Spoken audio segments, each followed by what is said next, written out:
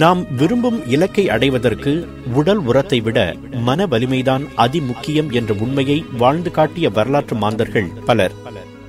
உலகத்தின் உதாசீன பேச்சுக்களையும் ஏளன சிரிப்புகளையும் கேலி கிண்டல்களையும் தாண்டி ஒருவன் சாதனை படைக்க வேண்டுமென்றால் அதற்கு உடல் வலிமை மட்டும் போதாது, இரும்பு போன்ற மன வலிமை வேண்டும். நாம் சந்திக்கவிருக்கும் வரலாற்று நாயகருக்கு அப்படிப்பட்ட மன வலிமை இருந்தது.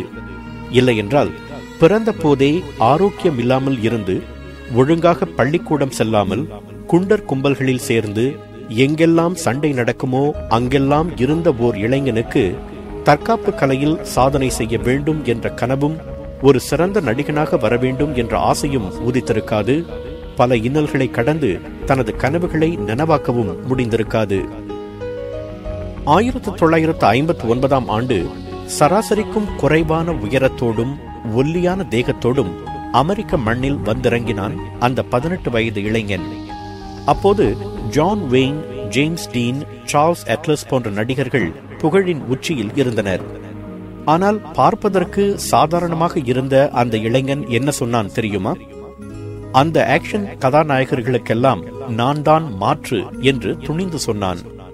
அப்போது அமெரிக்கர்கள் மட்டுமல்ல, அந்த இளைஞனின் சமூகம் கூட அவனை ஏளனமாக பார்த்தது. ஆனால் ஏளனங்களை ஏணிப்படிகளாக்கி அடுத்த 14 ஆண்டுகளில் வெற்றி கொடி நாட்டி சினிமா என்ற வாகனத்தின் மூலம் தற்காப்பு கலைக்கு உலகளாவிய அங்கீகாரம் பெற்று தந்தார் அந்த தற்காப்பு கலை வல்லுநர், திரைப்பட நடிகர். அவரது பெயர் ப்ரூஸ் லீ. 1940 ஆண்டு நவம்பர் 27 அமெரிக்காவின் சான் பிரான்சிஸ்கோ மாநிலத்தில் பிறந்தார் ப்ரூஸ் லீ. பிறந்த போது அவருக்கு இடப்பட்ட பெயர் லீ யுவான் காம். அவரது தந்தை லீ ஹாய் ஒரு சீனர், தாயார் கிரேஸ் ஐரோப்பியர். சிறுவயதில் ஹாங்காங்கில் வாழ்ந்தது ப்ரூஸ் லீயின் குடும்பம். அங்கே பெரும்பாலான பையன்கள் தெருக்களில்தான் பொழுதை கழிப்பார்கள். அப்படி நிறைய நேரத்தை கழித்த ப்ரூஸ் லீக்கு சண்டை போடுவதில் இருந்த ஆர்வம் படிப்பில் இல்லை. மேலும் சுமார் 20 சீன படங்களில் குழந்தை நட்சத்திரமாக தோன்றும் வாய்ப்பு அவருக்கு கிடைத்தது.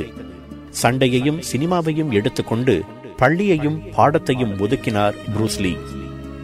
இயற்கையாகவே நன்றாக சண்டை போடும் திறமை அவருக்கு இருந்ததால் ஒரு கும்பலுக்கு தலைவனாகவும் இருந்தார். தந்தையோ ப்ரூஸ் லீ நன்கு படித்து தொழில் செய்ய வேண்டும் என்று விரும்பினார். ஆனால் சண்டை போட்டு எல்லோரையும் வெற்றி கொள்ள வேண்டும் என்பதிலே குறியாக இருந்தார் ப்ரூஸ் லீ. சில முறை பெரிய குண்டர்களிடம் மோதி தோல்வியும் கண்டிருக்கிறார். அப்போதுதான் ஒரு நல்ல தற்காப்பு கலையை கற்றுக்கொள்ள வேண்டும் என்ற ஆசை அவருக்கு எழுந்தது. தன் தந்தையிடமே குங்ஃபு என்ற பாரம்பரிய சீன தற்காப்பு கலையின் சில கூறுகளை கற்றுக்கொண்டார்.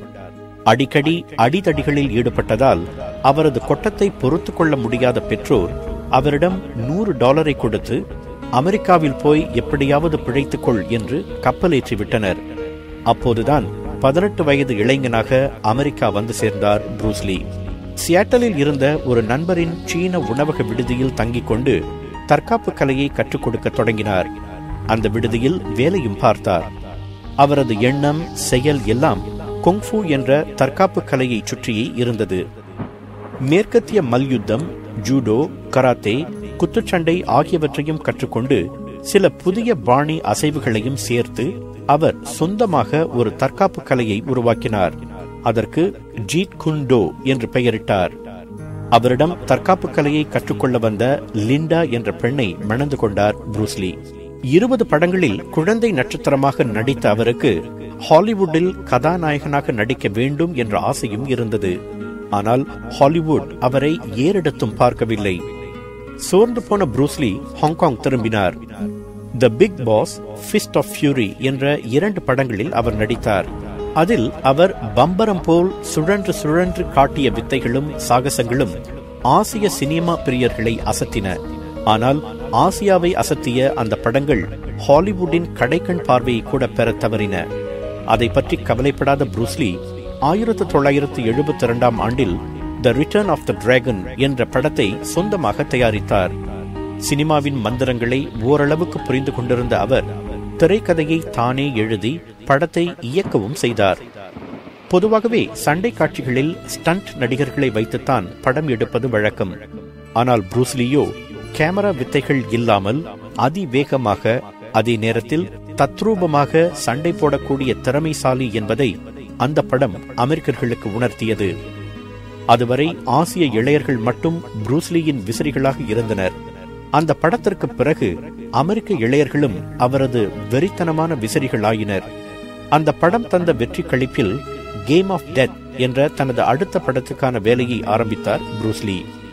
அவரது பிரபலத்தையும் வசீகரத்தையும் உணர்ந்து கொண்ட ஹாலிவுட் தயாரிப்பாளர்கள் ஓடோடி வந்து தங்களுக்காக படம் எடுக்க வேண்டினர். ஹாலிவுட்டில் நடிக்க வேண்டும் என்பதை வாழ்நாள் லட்சியமாக கொண்டவராயிற்றே அவர். உடனே தனது சொந்த படத்தை தள்ளி போட்டுவிட்டு ஹாலிவுட்டுக்காக என்டர் த டிராகன் என்ற படத்தை எடுக்க தொடங்கினார். அசுர வேகத்தில் நடைபெற்ற படப்பிடிப்பு, ரீ ரெக்கார்டிங், எடிட்டிங் வேலைகள் அனைத்தும் 2 மாதங்களில் முடிவடைந்தன. அந்த படம் திரைக்கு வர 3 வாரங்களே இருந்தபோது எதிர்பாராத ஓர் அசம்பாவிதம் நிகழ்ந்தது. 1973 ஆண்டு ஜூலை 20 தன் மனைவி லிண்டாவிடம் விடை பெற்றுக் கொண்டு முடிக்கப்படாமல் இருந்த கேம் ஆஃப் டெத் என்ற திரைப்படத்தை பற்றி விவாதிக்க வெளியில் சென்றார் புரூஸ்லி. அன்று இரவே மர்மமான முறையில் அவர் இறந்து போனார். அப்போது அவருக்கு வயது 33 தான்.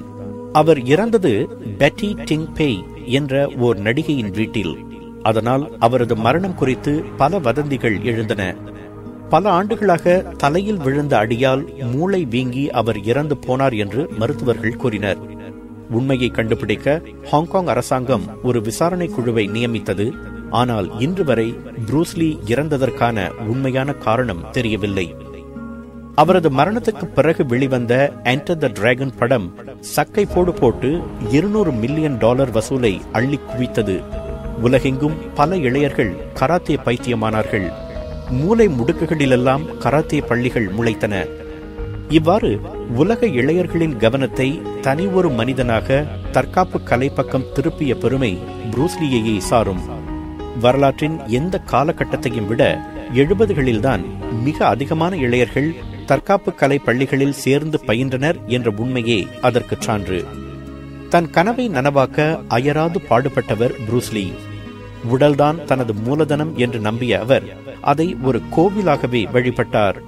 தினசரி ஓடுவது, எடை தூக்குவது என்று தனது உடலை வலுப்படுத்திக் கொண்டதோடு வைட்டமின்கள், ஜின்செங், ராயல் ஜெல்லி போன்றவற்றையும் உட்கொண்டு உடலை திடமாக வைத்துக் கொண்டார். சுவர் இருந்தால்தான் சித்திரம் என்ற சொற்றொடரை அவர் நன்கு புரிந்து கொண்டிருக்க வேண்டும். அகால மரணம் அவர் ஆயுளை குறைக்காமல் இருந்திருந்தால் சினிமாவிலும் தற்காப்பு கலையிலும் இன்னும் மிகப்பெரிய வெற்றிகளை குவித்திருப்பார் புரூஸ்லி. 33 ஆண்டுகளே வாழ்ந்தாலும் அர்த்தமுள்ள வாழ்க்கை வாழ்ந்திருக்கிறார் அவர்.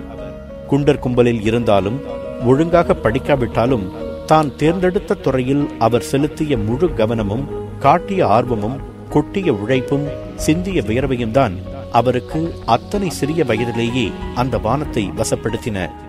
நாம் எந்த துறையை தேர்ந்தெடுக்கிறோம் என்பது முக்கியமல்ல. தேர்ந்தெடுத்த பிறகு அந்த துறைக்கு முழு கவனம், ஆர்வம், உழைப்பு, வியர்வை ஆகியவற்றை தருகிறோமா என்பதுதான் முக்கியம். அவ்வாறு தந்தால் எந்த வானம் வசப்படாமல் போகும்?